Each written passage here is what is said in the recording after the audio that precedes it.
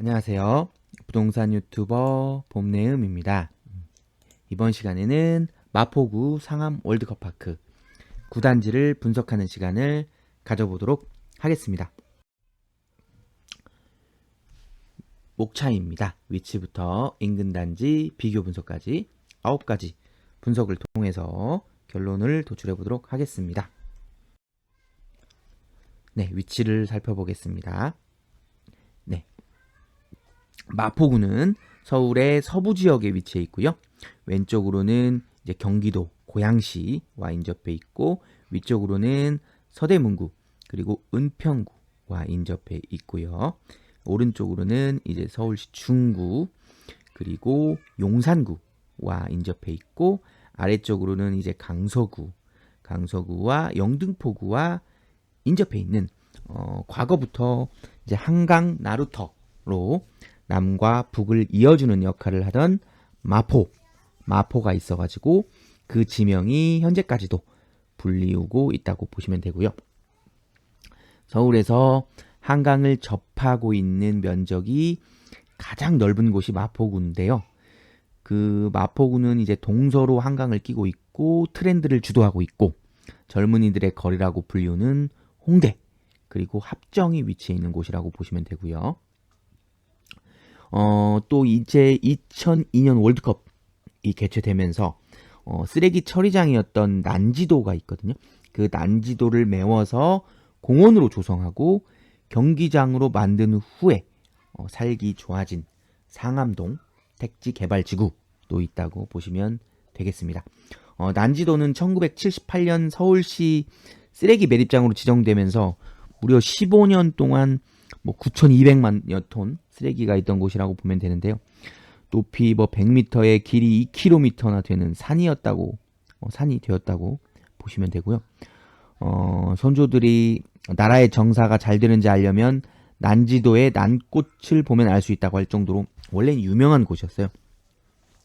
그리고 갈대숲하고 샛강이 잘 아우러진 명당임에도 아쉽게도 이렇게 쓰레기장으로 방치되었던 곳이기도 합니다. 어쨌든 이 지역이 1996년부터 2002년까지 환경오염 방지시설, 안정화 공사 등을 거쳐가지고 2002년 월드컵 경기장과 2003년 약 7,700여 세의 미니급 신도시 월드컵 파크 1에서 12단지로 완전히 탈바꿈되었다고 보시면 되겠습니다.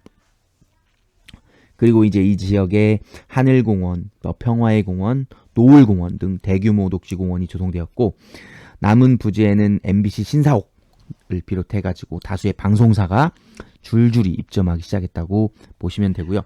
현재는 이제 MBC, 그리고 SBS 프리즘 타워, KBS 미디어 센터, YTN, 채널A, 국악방송, CJ ENM 센터 등 다수의 방송사가 질비한 명실상부한 미디어 업무 지구로 특화된 상암 DMC로 다시 태어났다고 보시면 되겠습니다. 서울의 7대 업무지구는 물론 2030 서울 도시 기본 계획에서도 서울의 7개의 광역 중심을 선정했는데, 용산, 청량리, 창동과 상계, 그리고 잠실, 가산, 마곡, 그리고 이곳 상암동이 같이 포함되어 있는 곳이다. 그만큼 서울의 중심지구 중 하나가 되었다고 보시면 되겠습니다. 마포구는 마용성이라고 불리울 만큼 부동산으로도 화제가 되는 강북권 핵심 지역 중 하나라고 보시면 되고요. 마포대교를 넘어서면은 이제 여의도, 그리고 북으로 올라가면은 광화문과 종로와 서울역이 근거리에 있는 입지적으로 뛰어난 곳이다.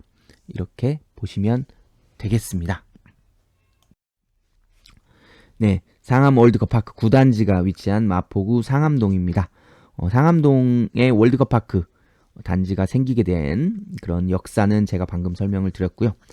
상암동의 위치를 잠깐 말씀드리면, 왼쪽으로는 이제 경기도 고양시와 인접해 있고, 위쪽으로도 고양시 그리고 은평구와 인접해 있다고 보시면 되고요. 그리고 오른쪽으로는 이제 성산동과 인접해 있고, 네, 그리고 아래쪽으로는 이제 강서구, 영등포구와 인접해 있다고 보시면 되겠습니다. 상암동 교통에 대해서 잠깐만 설명을 드리자면, 상암동은 이제 올림픽대로하고 인접해 있어요. 올림픽대로하고 인접해 있다 보니까 강남권으로 빠질 때 굉장히 좋거든요. 강남권으로 빠질 때도 좋고, 또 이제 여기에 이제 자유로, 뭐 제2자유로, 외곽순환도로, 내부순환도로, 그리고 또 인천공항 리무진 버스 이용해도 정말 좋거든요. 그래서 사통 발달에 교통망이 확충된 곳으로 볼 수가 있고요. 그리고 부천 대장에서 이제 출발해가지고 덕은동을 통해서 이제 4단지 앞에, 월드컵파크 4단지 앞에 정차해서 성산동을 이제 들러서 홍대로 가는 부천 대장 홍대선이 연내 착공 예정이라는 점까지 참고하시면 좋을 것 같습니다. 네, 3D 지도를 보시겠습니다. 이렇게 빨간색으로 표시한 곳이 월드컵파크 9단지고요. 거의 상암동의 끝 단지라고 보시면 되고요. 이제 단지 위쪽으로 이제 12단지, 10단지, 11단지가 이렇게 위치해 있고, 여기 이제 하늘초등학교가 사이에 있다고 보시면 되고요. 여기 그리고 이제 여기 미디어시티 쪽으로 가깝게 뭐 7단지, 6단지, 5단지, 4단지 이렇게 형성이 되어 있다고 보시면 되고, 여기 이제 미디어시티 단지들, 그리고 여기 먹거리촌이라고 보시면 되고, 여기 이제 디지털 미디어시티역 6호선, 그리고 여기 건너편은 이제 은평구 수색동, 수색증산 뉴타운 아파트들이 보이고요. 그리고 여기 경의중앙선 수색역도 보이고, 여기 공터가 있는데, 여기는 이제 한전부지, 수색 변전소 부지가 남아있는, 어떻게 보면 여기가 재개발 구역이거든요. 수색 8구역인데 그 구역까지도 보시면 됐고, 여기가 이제 지중화 사업이 할 예정이다. 이 점까지 좀 참고해서 전체적으로 한번 보시면 될 것 같습니다. 네, 세부 지도를 보시겠습니다. 네, 아까 3D 지도에서 설명드렸기 때문에 간단하게 넘어갈게요. 그 보시면은 여기 프리즘 타워 하나만 설명드릴게요. 여기 이제 SBS 프리즘 타워 여기 있죠. 여기 보이면 여기하고 이제 여기 그 수색역 있죠? 수색역 옆에 수색 치안센터가 있어요. 수색 치안센터 옆에 이제 지하보도가 있는데, 여기 이제 토끼굴이라고 하거든요. 그래서 여기하고 이제 치안센터하고 여기 이제 지하보도로 이렇게 연결이 돼가지고 이쪽 반대로 건널 수 있게 이렇게 돼 있어요. 이게 이제 1980년대에 지어진 곳인데, 토끼굴이라고 하는데, 이게 2020년도에 비가 한번 많이 내린 적이 있었거든요. 그때 여기가 이제 침수돼가지고 통제된 적이 있었어요. 이게 뭐가 문제냐면, 여기에 이제 미디어시티 단지로 출퇴근하는 은평구 여기 수색증산에서 미디어시티로 출퇴근하는 인원이 그렇게 많이 살거든요. 그래서 하루에 보통 한 2천여 명 정도가 여기를 들락날락 한다고 해요. 그래서 유동인구가 정말 많은 구역인데, 그 구역이 한번 침수된 적이 있었다. 이런 이슈가 됐었죠. 그런 적도 있었고, 그만큼 이 토끼굴이 이제 향후에는 어떻게 될지는 모르겠는데, 어떻게 보면은 언젠가 되면 어느 순간에 되면은 이쪽도 좀 개발을 해야 하지 않을까, 좀 그런 생각을 하게 되었고요. 그리고 네, 아까 말씀드렸지만 이렇게 여기 월드컵 공원이 이렇게 엄청나게 넓게 널찍 공원이 조성되어 있는 것까지 확인을 하실 수가 있겠습니다. 네, 단지 정경의 모습이고요. 그리고 단지 정문의 모습, 그리고 여기 공동 현관문의 모습까지 살펴보실 수가 있겠고요.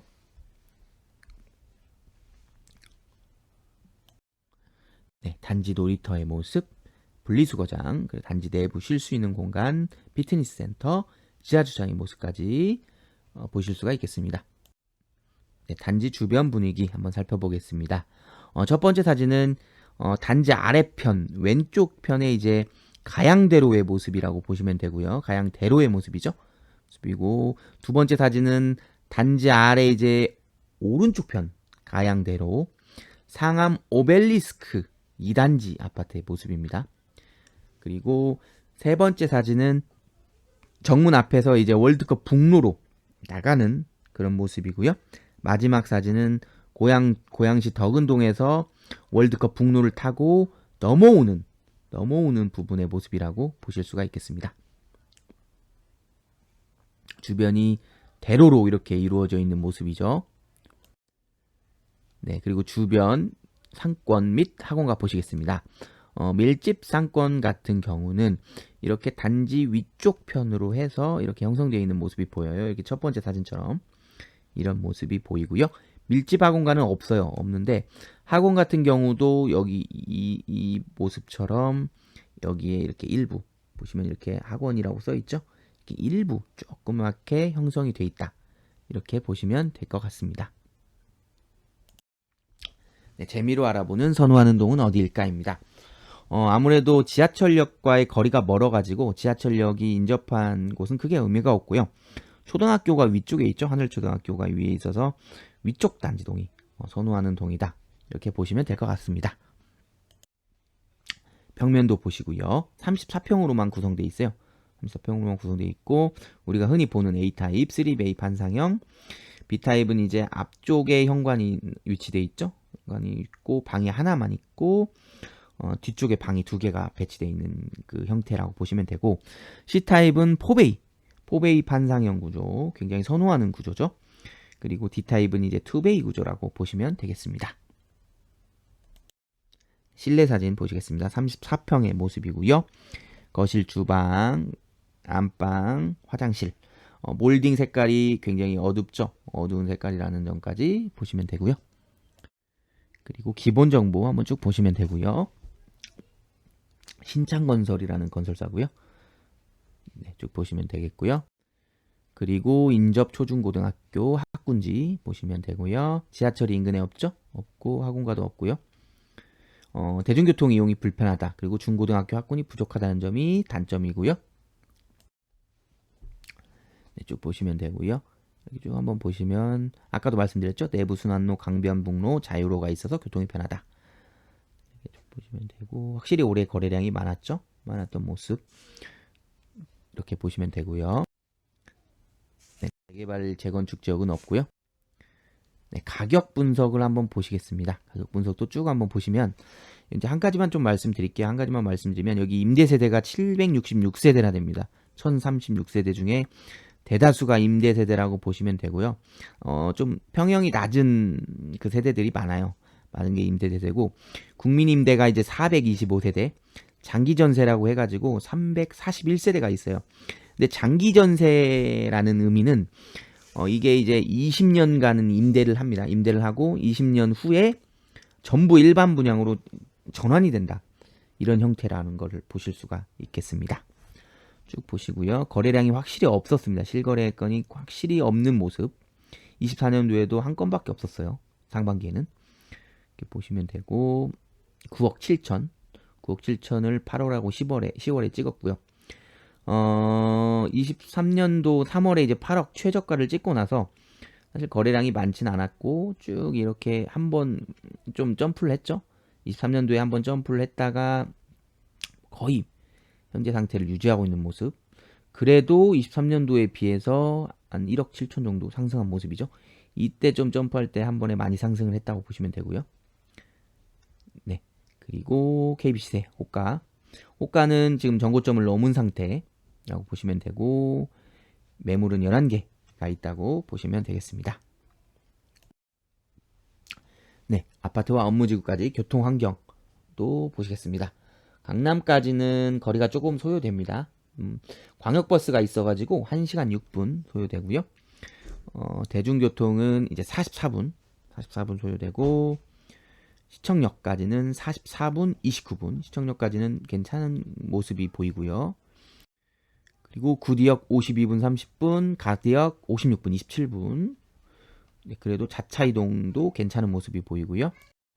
여의도 같은 경우 36분 21분 마곡역 38분 16분 상당히 좋은 교통 모습이죠. 그리고 DMC역 12분 6분 판교는 좀 거리가 있어요. 판교가 거리가 있다 보니까 1시간 16분 57분 그래서 여의도라든지 마곡, DMC역 정도 그리고 구리가디역도 그 정도면은 좀 출퇴근할 만하다. 근데 강남권은 조금 멀다. 그리고 시청역도 갈만하다. 그리고 판교는 원래 자체가 멀어서 좀 출퇴근하기가 불편하다. 뭐 이렇게 보시면 될 것 같습니다. 네, 행신역까지 고양로로 가거든요. 여기 고양이 가깝기 때문에 그래서 여기 32분, 13분 소요되는 모습 보실 수가 있겠습니다. 그리고 이제 인근 단지 비교 분석입니다. 조금 평당가는 사실은 이 DMC역과의 거리에 따라서 달라진다고 보시면 돼요.